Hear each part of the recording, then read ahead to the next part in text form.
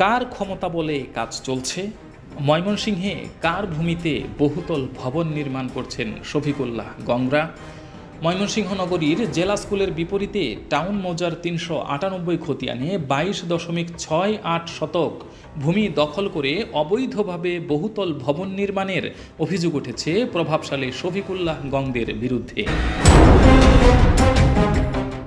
শফিকুল্লাহ নিজেকে সাবেক পুলিশ কর্মকর্তা পরিচয় দেয়া সহ ময়মনসিংহ জেলা আওয়ামী লীগের প্রভাবশালী সহসভাপতি মোহাম্মদ আমিনুল হক শামীম, মহানগর আওয়ামী লীগের সভাপতি ও সাবেক Mymensingh city corporation mayor Mohammad Ikramul Haque টিটুর বোন জামাতার প্রভাব খাটিয়ে ৫৭ জনের একটি সিন্ডিকেট তৈরি করে ভূমি দখল নিয়ে বহুতল ভবন নির্মাণ করছেন বলে অভিযোগ রয়েছে।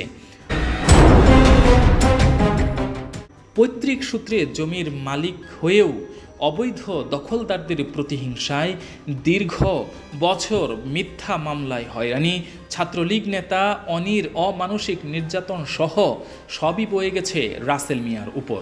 ছাত্রলীগ নেতা অনি প্রভাবশালী আওয়ামী লীগ নেতা মোহাম্মদ আমিনুল হক শামীমের রাজনৈতিক অনুসারী। পৈতৃক সূত্রে জমির মালিক মোহাম্মদ রাসেল জানান, আমার আব্বার নামে ২২ নং জেলা স্কুল রোডের ভূমি, এই ভূমিটা নিয়ে আমরা মামলা করছি। ঠিক আছে, মামলা করার পরে আমরা ইনজাংশন জারি পাইছি। ইনজাংশন জারি পাইলেও পরে ভূমি দস্যুরা ইনজাংশন জারিতে আমার কাজ বন্ধ রাখার কথা বলছে, কিন্তু তারা কাজ বন্ধ করতে এটা আপনার শফিউল্লাহ গংস অমিত তারা আগে জোরপূর্বকভাবে আমি অন্যায় নিরীহ মানুষ দিকে তারা ৬৯৮ খতিয়ান থেকে জায়গা কিনে আমার বেদখল করছে। আমার খতিয়ান হলো ৩৯৮ এসে। আর আমি নিরীহ মানুষ দিকে তারা সংখ্যা অনেক বেশি, হ্যাঁ, তাদের টাকা পয়সা বেশি। আমি নিরীহ মানুষ দিকে আমার জায়গাটা তারা বেদখল করে আমি করছি। পরে আমি মামলা করছি, মামলাতে আমরা ইনজাংশন পাইছি। ইনজাংশন তারা হাইকোর্টে নিয়ে গেছে, হাইকোর্ট থেকে আমরা ডিসপোজ করাইছি। তারপরে তারা কাজ করতেছে, হ্যাঁ, গায়ের জোরে করতেছে, কিন্তু আইনগত দিক আমার। কিন্তু তারা আমি এই কোর্টে আমি রিয়েল ওনার দিকে আমার ইনজাংশনটা দিতে আগে স্ট্যাটাস দিতে আনা অস্থায়ী নিষেধাজ্ঞা দিই। আমার জমির আশেপাশে আইতে দেয় না, আমার মামলা দিব। হ্যাঁ, বুঝছেন, আমার একবার গুম করে ফেলছিল যে ছাত্রলীগের নেতা অনিরে দিয়া। পরে থানার সামনে আইনে ছাইড়া দিতে আমাদের অনেক ভোটচুকি হওয়ার পরে। জি জি, ছাত্রলীগের নেতা। পরে আমার নিয়ে ৩ দিন অন্য রাখছি, মনে করা থানাতে দিয়ে গেছে। এখন এটা আমি এই সরকারের কাছে আমি অসহায় মানুষ, আমার জায়গাটা উদ্ধার করেছে, এটা আমার কাছে আকুল আবেদন। অবশেষে জমির আশায় রাসেল তার আত্মীয় আইয়ুব আলী মণ্ডলকে রেজিস্ট্রি করে পাওয়ার দেওয়ার পরেও দখলমুক্ত করতে পারছেন না। এ বিষয়ে আইয়ুব আলী মণ্ডল জানান, এটা তো আমি ওই যে রাসেল আমার আত্মীয় হয়, ওনার কাছ থেকে আমি পাওয়ার নিছি, সেটা নিছি। এটাতে তো এখন আমি যাইতে পারতেছি না।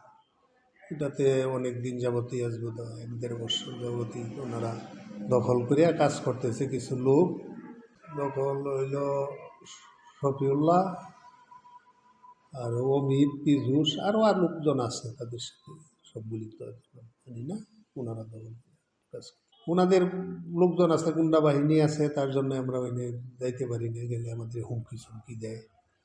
এবং আমার যে কলিগ আছে ওই যে রাসেল, ওনারা তো একবার গুম করে ফেলছিল ওনারা। পরে বোধহয় ৩ দিন পরে পাওয়া গেছে ওনারা। দলীয় তো যে আওয়ামী লীগের লোকজন, তারা ওই সময় তো আওয়ামী লীগ তারা ছিল, তারা আওয়ামী লীগের নেতা টেতা, ওই হিসাবে তারা অনেক করছে, প্রভাব দেখাইছে।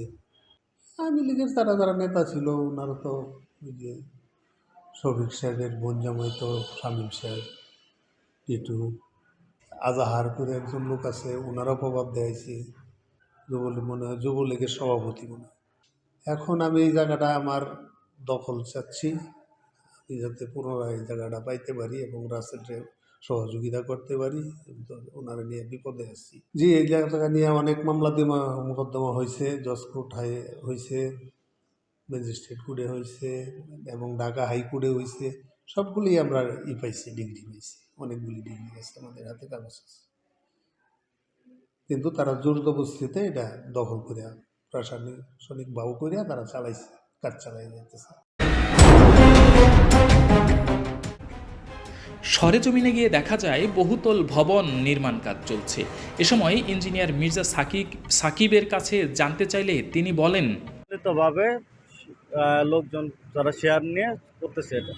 এখানে ওইভাবে কোনো প্রদান হয় নাই, কিন্তু এখানে মোটামুটি ভাবে ছবিগুলো সব দেখে না। এইগুলো বিষয় আমরা অবগত না। এখানে এটা প্ল্যান পাস করা আছে।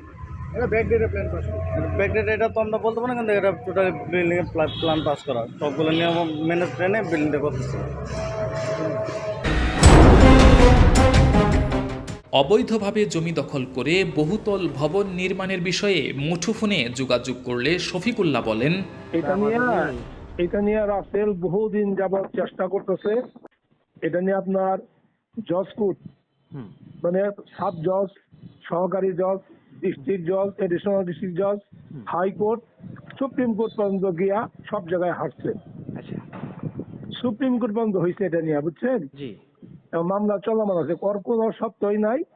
ওর যে দাবি জায়গাটার কাগজপত্র, ওটা এই দাগ নামারি ওর ভিন্ন, যে কারণে কোথাও কোনো আদালতে তার মামলা টিকে নাই। তারপরে সুপ্রিম কোর্টে লিভ টু আপিল পর্যন্ত গিয়া শেষ হয়ে গেছে। আমরা কাজ চলমান আছে আমাদের। যদি আপনার জরুরি কোনো কাগজপত্র লাগে, তাহলে আপনাকে বলে দেয়, এই যে বাবু ডেকোরেটর আছে না 18 বাড়ি, ওর কাছে টোটাল ফাইল করা আছে। ওর কাছে গেলে আপনার যা চান শুরু থেকে সমস্ত রেকর্ড আপনাকে দিতে পারবে। মানে এটা হইলে এখন এটা তো আইনত আছে না, তার নামে খারিজ পায় না। সে আমাদের খারিজ বাতিলের জন্য বারবার চেষ্টা করছে, ওইখানেও কিছু করতে পারে নাই। যে সুপ্রিম কোর্ট পর্যন্ত হইলে আপনি বুঝেন না আর কোন আদালত বাকি আছে। উনিও বেশ কিছু আদেশের কাগজপত্র দিয়েছেন আর কি, আমাদের হেড অফিসে পাঠাইছে। আপনি যদি সরেজমিনে প্রতিবেদন দেওয়া লাগে, যা লাগে আমাদের পক্ষ থেকে যত রকম সহযোগিতা দরকার, যা পেপারস লাগে সবই পাবেন। তবে বাবু ডেকোরেটরে গেলে সেখানে শফিকুল্লাহ কোনো কাগজপত্র রাখেননি বলে জানিয়েছেন।